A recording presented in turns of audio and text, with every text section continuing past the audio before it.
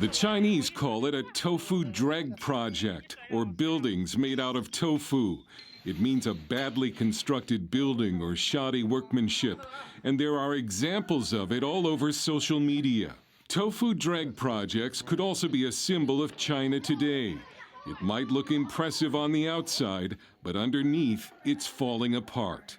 Experts told us that this would be the Chinese century. However, Xi Jinping's China dream is dying, thanks to a series of setbacks on almost every front. 2023 was a bad year for the Chinese government in just about every way, and 2024 does not promise to be much better.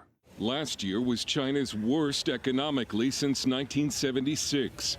A study that the government tried to suppress found that almost 1 billion Chinese may be living in poverty. There are a lot of things that are going wrong that are fixable, but fundamentally there are more things going wrong that aren't fixable.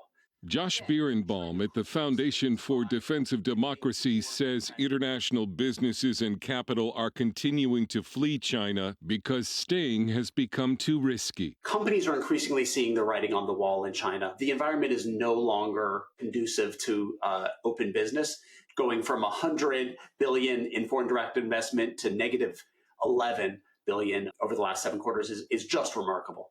Youth unemployment is so high the government has stopped reporting it.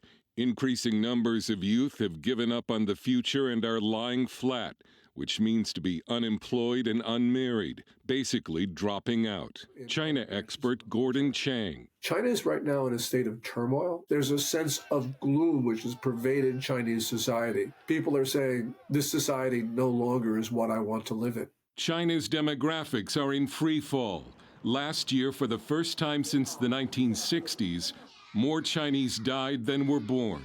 By 2040, China is expected to have more elderly than the entire U.S. population, 400 million. You're having a revolution among young women who are turning their backs on society. And so they're saying, look, I'm not getting married, I'm not having kids, I'm just opting out. China's stock markets lost more than $6 trillion in value in 3 years. China's construction and real estate sector is continuing to crater. On the foreign policy front, China's attempt to intimidate Taiwan before the recent presidential election backfired.